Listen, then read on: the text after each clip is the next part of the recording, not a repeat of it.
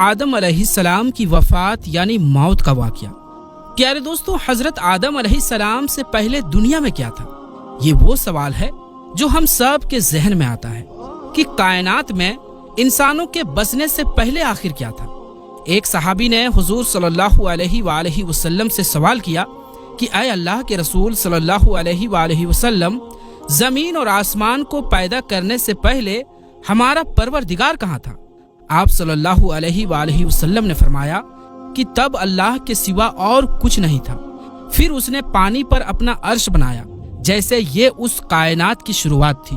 پھر اللہ نے قلم کو پیدا کیا اور اس کو حکم دیا کہ لکھ، اور قلم نے اللہ تعالیٰ کے حکم اور اس کے علم سے قیامت تک ہونے والے سب کچھ لوح محفوظ میں لکھ دیا۔ اس کے بعد آسمان اور زمین کی 6 دن میں تخلیق کی گئی یعنی بنائی گئی۔ یمن سے آئے ہوئے ایک راجدوت نے حضور صلی اللہ علیہ وآلہ وسلم سے کہا کہ ہم آپ سے دین کی سمجھ اور قلم کی شروعات جاننے کے لیے آئے ہیں۔ تو آپ صلی اللہ علیہ وآلہ وسلم نے فرمایا، جس کا مطلب یہ ہے کہ سب سے پہلے صرف اللہ تھا، اس کا عرش پانی پر تھا، پھر اس نے قلم پیدا کیا اور اس قلم نے لوح محفوظ پر قیامت تک ہونے والے تمام واقعات لکھ دیے۔ پھر آسمان اور زمین کو پیدا کیا گیا۔ اس کی جو ترتیب یعنی طریقہ ہمیں روایات سے پتہ چلتی ہے وہ کچھ یوں ہے کہ اللہ تعالیٰ نے ہفتے کے دن مٹی یعنی زمین کو پیدا کیا۔ جب اللہ نے زمین بنائی تو وہ کانپنے لگی۔ پھر اللہ نے اتوار کو اس میں پہاڑ بنایا زمین کو سہارا دینے کے لیے، ایسے جیسے اس میں کیل ٹھوک دیے، اس سے زمین ٹھہر گئی۔ پیر کے دن اس میں درخت اگائے یعنی پیڑ پودے اگائے۔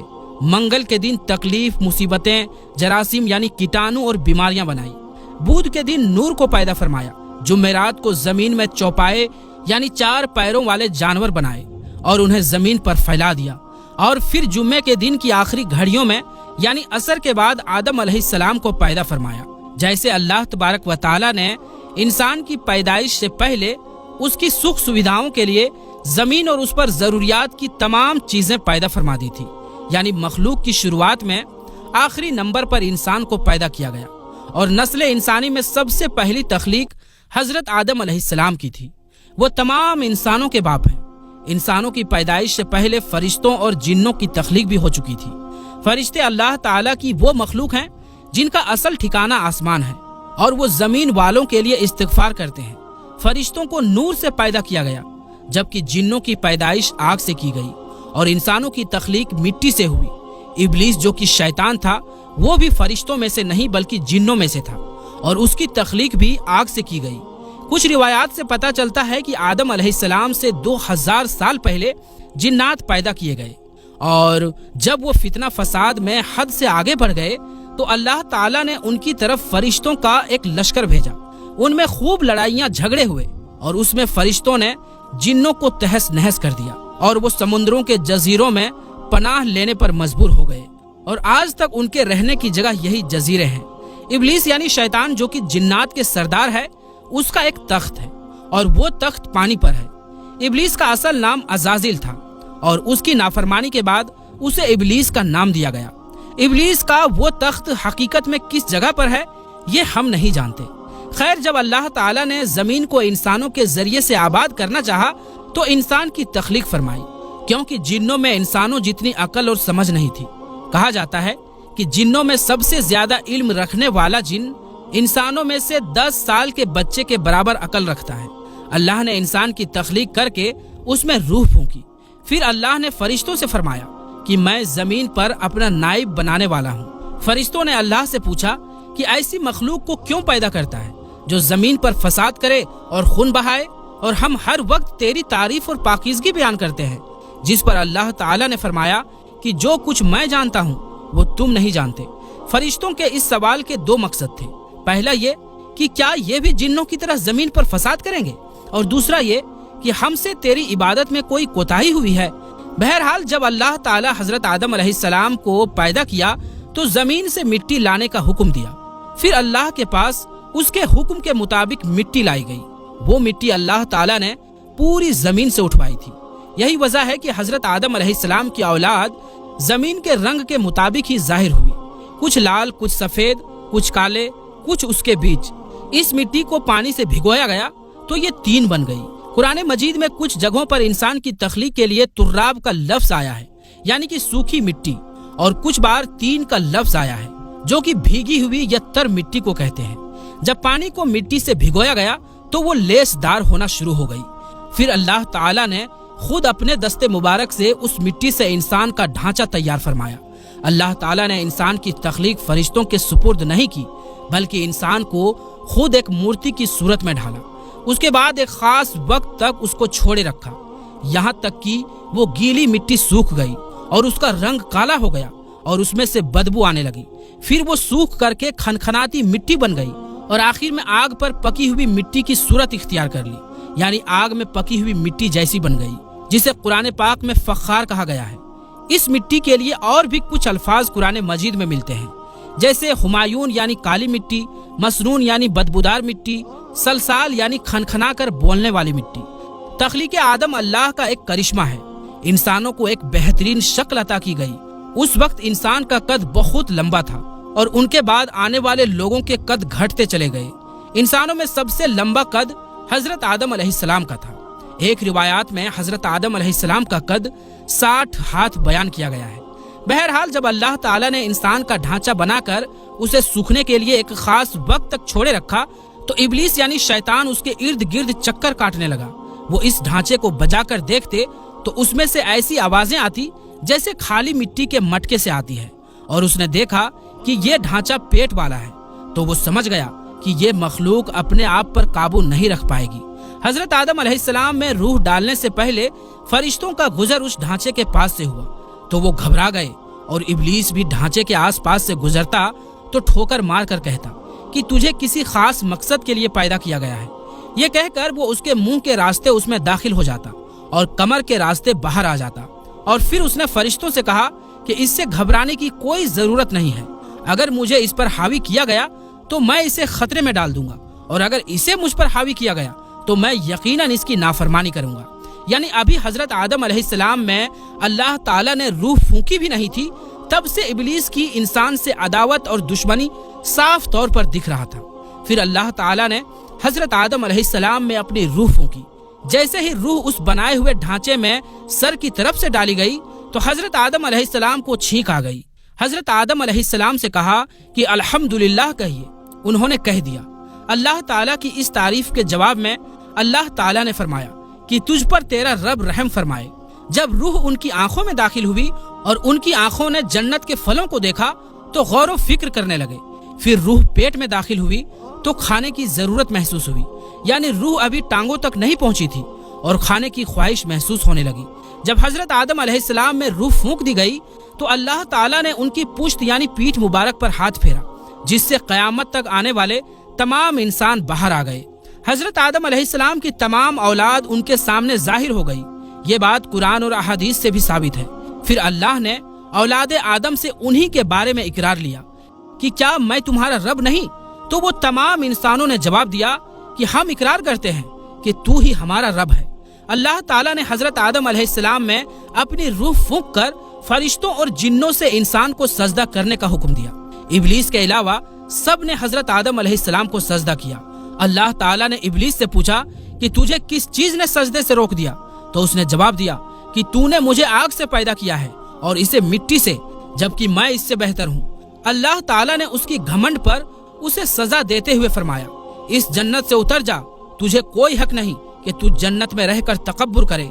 ابلیس نے جواب میں کہا، مجھے قیامت تک مہلت دیجیے، یعنی کہ اتنی لمبی عمر دے دیجیے کہ قیامت تک مجھے موت نہ آئے، جبکہ تمام انسانوں کو دوبارہ زندہ کیا جائے گا۔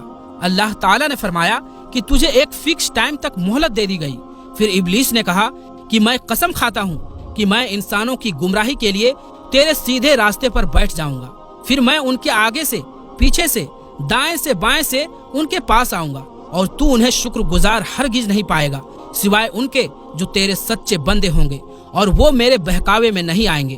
اللہ تعالیٰ نے اسے ذلیل و خوار کر کے وہاں سے نکال دیا اور فرمایا کہ ان میں سے جو شخص بھی تیرا حکم مانے گا میں ایسے تمام لوگوں سے جہنم کو بھر دوں گا، اور میرے بندوں پر تیرا کوئی اختیار نہیں ہوگا، یعنی کوئی ادھیکار نہیں ہوگا۔ اس طرح یہ صاف ہوا کہ سب سے پہلا گناہ تکبر تھا۔ اس لیے علماء اکرام کے مطابق تمام گناہوں کی جڑ تکبر یعنی گھمنڈ ہے۔ اللہ نے حضرت آدم علیہ السلام کو جاہل نہیں بلکہ علم والا پیدا کیا تھا۔ جب اللہ نے حضرت آدم علیہ السلام میں پوری روح ڈال دی تو وہ اپنے پیروں پر کھڑے ہو گئے، تو اللہ نے انہیں حکم دیا کہ جاؤ فرشتوں کی جماعت کو السلام علیکم کہو۔ حضرت آدم علیہ السلام کے سلام کے جواب میں انہوں نے وعلیکم السلام ورحمۃ اللہ کہا۔ اللہ تعالیٰ نے فرمایا کہ یہ تیرا اور تیری اولاد کا آپس میں ایک دوسرے کو تحفہ اور ہدیہ ہے۔ اللہ تعالیٰ نے حضرت آدم علیہ السلام کو شروع ہی میں سبھی نام سکھا دیے۔ وہ اللہ تعالیٰ کے حکم سے آسمان اور زمین کی ہر چیز کا نام اور ان کا استعمال جانتے تھے۔ اللہ تعالیٰ نے ان تمام چیزوں کا نام جب فرشتوں سے پوچھا تو وہ ان چیزوں کا نام نہیں جانتے تھے۔ پھر حضرت آدم علیہ السلام نے ان تمام چیزوں کے نام بتائے۔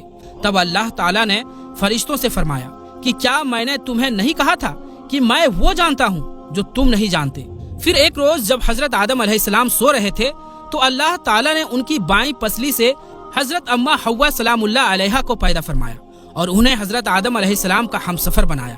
جب حضرت آدم علیہ السلام بیدار ہوئے یعنی نیند سے جاگے تو انہوں نے حضرت حوا علیہ السلام کو پاس بیٹھے دیکھا۔